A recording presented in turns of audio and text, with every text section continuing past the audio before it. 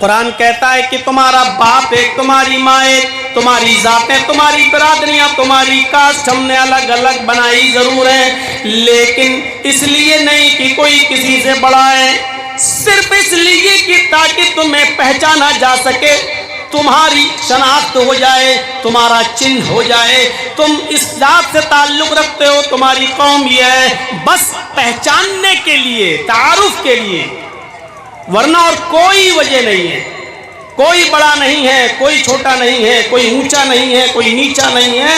کالے اور گورے کے جھگڑوں کو سب سے زیادہ اگر کسی نے مٹایا ہے تو وہ اسلام نے مٹایا ہے۔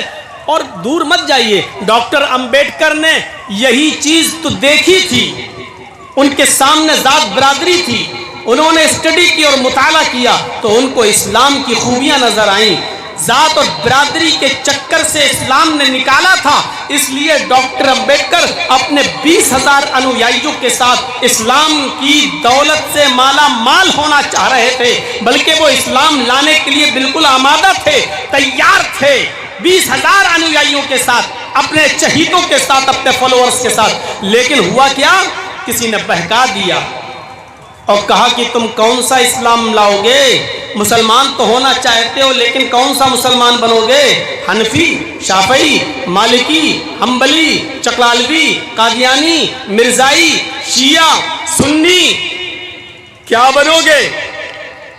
انہوں نے جب یہ سب سنا تو بہک گئے کہ ارے یہ تو بڑا مشکل ہو جائے گا۔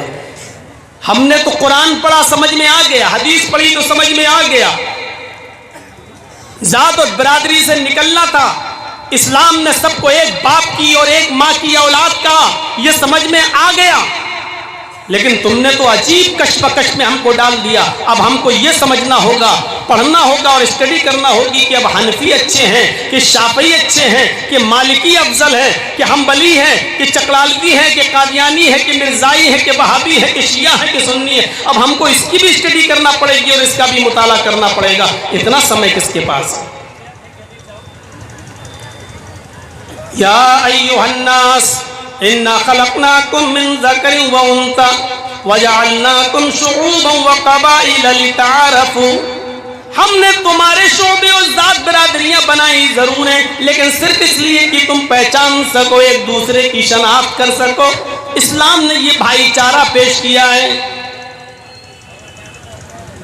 سب سے بڑی نعمت تو اسلام ہے، قدر کیجیے آپ اس کی۔ اسلام سے بڑی کوئی نعمت نہیں۔ اللہ رب العالمین نے اسی نعمت کے ذریعے تو ہمیں بھائی بھائی بنایا ہے سب کو۔ اللہ نے اسی نعمت کا ذکر قرآن میں کیا ہے، وَاذْكُرُوا نِعْمَتَ اللَّهِ عَلَيْكُمْ إِذْ كُنْتُمْ أَعْدَاءً فَأَلَّفَ بَيْنَ قُلُوبِكُمْ فَأَصْبَحْتُمْ بِنِعْمَتِهِ إِخْوَانًا۔ اور اللہ کی تم اس نعمت کو یاد کرو، اللہ کی تم اس نعمت کو یاد کرو جو اس نے اب تمہیں دی ہے، ورنہ اس نعمت سے اسلام سے پہلے تمہاری حیثیت کیا تھی؟ اذ کنتم اعداء، کہ تم آپس میں ایک دوسرے کے دشمن تھے۔ اسلام سے پہلے تم آپس میں ایک دوسرے کے دشمن تھے، ایک دوسرے کے خون کے پیاسے تھے۔ اللہ کی اس نعمت کو یاد کرو جو اس نے تمہیں دی ہے، یعنی اسلام۔ اسلام سے پہلے تم آپس میں ایک دوسرے کے دشمن تھے، ایک دوسرے کے خون کے پیاسے تھے۔ فَأَلَّفَ بَيْنَ قُلُوبِكُمْ، تو اللہ نے تمہارے دلوں میں الفت ڈال دی، اللہ نے تمہارے دلوں میں محبت پیدا کر دی۔ فَأَصْبَحْتُمْ بِنِعْمَتِهِ، تو تم اللہ کی اس نعمت یعنی اسلام کی وجہ سے آپس میں بھائی بھائی بن گئے۔ کیا حال تھا ہمارا؟ اسلام نے ہمیں بھائی بھائی بنایا ہے۔ اسلام نے ہر مذہب کے شخص کو اپنا بھائی قرار دیا ہے کہ نہیں، تمہارے عقیدے الگ ہو سکتے ہیں، تمہارے منہج الگ ہو سکتے ہیں، تمہارے اصول الگ ہو سکتے ہیں، تمہارے طریقے الگ ہو سکتے ہیں، تمہارے ضابطے الگ ہو سکتے ہیں، تمہاری سوچ الگ ہو سکتی ہے، لیکن تمہارا باپ ایک ہے، تمہاری ماں ایک ہے۔ احترام باقی رہے گا انسانیت کا، احترام باقی رہے گا انسانیت کا۔ اس سے بڑی کوئی نعمت نہیں ہے، اور قیمتی نعمت جب ہو تو اس کے لیے سستی اور چھوٹی چیزوں کو قربان کر دیا جاتا ہے۔ जो अभी तक तकरीरें हुई हैं उसका लब लुबाब ये है जो मैं पेश करने जा रहा हूं। मेरे भाइयों, आपके घर में सब्जी काटने की एक छुरी रखी हुई है, चाकू रखा हुआ है, और आप जानते हैं कि इस चाकू से सब्जी काटी जाती है, आलू काटा जाता है, लौकी काटी जाती है, कद्दू, परवल काटा जाता है, बैगन काटा जाता है। ये चाकू आपका है। आपके घर में जग रखा है, आप जानते हैं कि इसमें पानी भरा जाता है। आपके घर में गिलास रखा है, आप जानते हैं कि इसमें पानी भरकर पिया जाता है। ये चीजें आप ही की हैं, लेकिन आप ही के घर में सोने का, गोल्ड का एक बिस्किट भी रखा हुआ है। आपके घर में 100 ग्राम का, 50 ग्राम का, 250 ग्राम का सोने का एक बिस्किट, गोल्ड का एक बिस्किट भी रखा हुआ है, और ये बिस्किट भी आपकी मिल्कियत है। चाकू भी आपका है, छुरी भी आपकी है, वो जग भी आपका है, वो गिलास भी आपका है, वो टेबल जिस पे आपके बच्चों की बुक्स रखी हुई हैं वो भी आपकी हैं, वो बुक्स भी आपकी हैं, वो सारी चीजें जो घर में दिखाई दे रही हैं वो सब आपकी हैं। आपके घर में रखा हुआ 100 ग्राम का एक बिस्किट गोल्ड सोने का वो भी आपका है। लेकिन मैं दावे के साथ कह सकता हूं कि जितनी हिफाजत आप सोने के उस बिस्किट की करेंगे, जितना संभाल कर आप उस सोने के बिस्किट को रखेंगे, उतना संभाल कर आप चाकू को नहीं रखेंगे, उतना संभाल कर आप छुरी को नहीं रखेंगे, उतना संभाल कर आप गिलास को और जग को नहीं रखेंगे, टेबल को नहीं रखेंगे, घर की और दूसरी चीजों को नहीं रखेंगे।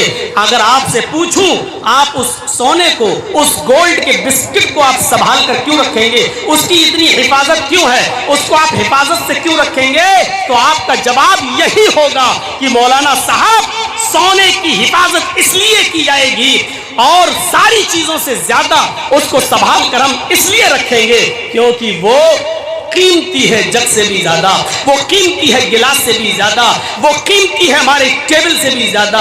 इसका मतलब यह है, और दूसरी चीजों की चोरी हो जाए परवाह नहीं, लेकिन गोल्ड की चोरी नहीं होनी चाहिए। और दूसरी चीजें जाती हैं तो जाएं, लेकिन गोल्ड नहीं जाना चाहिए, इसलिए आप उसकी हिफाजत और दूसरी चीजों से ज्यादा करते हैं। मेरे भाइयों, इस्लाम सबसे ज्यादा कीमती नेमत है हमारे और आपके लिए। इतनी बड़ी नेमत है इस्लाम कि अल्लाह रब्बुल आलमीन ने इस्लाम से अच्छा अल्लाह के नजदीक कोई दीन ही नहीं है। उसने कहा इन्ना दीना इंदल्लाहिल इस्लाम, अल्लाह की नजर में, अल्लाह की दृष्टि में, अल्लाह के नजदीक सबसे महबूब और पसंदीदा दीन इस्लाम है। इतनी बड़ी नेमत है इस्लाम कि अल्लाह ने कह दिया वमन यब्तगी गैरल इस्लामी दीनन फलन युक़बल मिन्हु, इस्लाम को छोड़कर अगर कोई दूसरा दीन तलाश करोगे, अगर इस्लाम को छोड़कर कोई दूसरा रास्ता तलाश करोगे तो वो रास्ता हरगिज़ हरगिज़ कबूल नहीं किया जाएगा, वो रास्ता हरगिज़ हरगिज़ तस्लीम नहीं किया जाएगा। ये इस्लाम सबसे बड़ी नेमत है, इसकी हिफाजत हमें और आपको कितनी करनी चाहिए। दूसरी चीजों का नुकसान होता है तो हो जाने दो, लेकिन गोल्ड नहीं जाना चाहिए, सोना नहीं, डायमंड नहीं, हीरा नहीं जाना चाहिए। इसी तरीके से आपकी चीजें आपकी हैं, आपको शादी करना है ठीक है, आपको अपने बच्चे को पढ़ाना है वो भी ठीक है, आपको नमाज की पाबंदी करना ये भी ठीक है, आपको दुनिया भर के काम है, मेहनत करना, मजदूरी करना है, कोई रिक्शा चलाता है, कोई ठेला ठेलता है, कोई बस का ड्राइवर है, कोई ऑफिस जाता है, कोई सरकारी नौकरी है। मेरे प्यारे साथियों, ये सारी चीजें आपके सामने हैं और एक तरफ इस्लाम भी आपके सामने है। ये सब चीजें भी आपको करना है, आपको अपने बीवी बच्चों के लिए कमाना भी है, आपको उनको पढ़ाना भी है, आपको उनके लिए मेहनत भी करना है, आपको नमाज भी पढ़ना है, उन्हीं वक्त निकाल कर आपको रोजा भी रखना है, आपको इस्लाम की भी हिफाजत करना है। अब ये बताइए, इन दोनों चीजों में से सबसे ज्यादा कीमती चीज तो इस्लाम है। इसका मतलब ये हुआ कि और दूसरी चीजें اگر ان میں نقصان ہو رہا تو مسلمان ان نقصان کو گوارا کر لے، لیکن اسلام کو اپنے دامن سے نہ چھوڑے، اسلام کو نہ چھوڑے، اسلام اس کے ہاتھ سے نہ جانے پائے، کیونکہ قیمتی چیز کی حفاظت کی جاتی ہے اور قیمتی چیز کو بچا کر رکھا جاتا ہے، اس لیے اسلام کو بچا کر رکھیے۔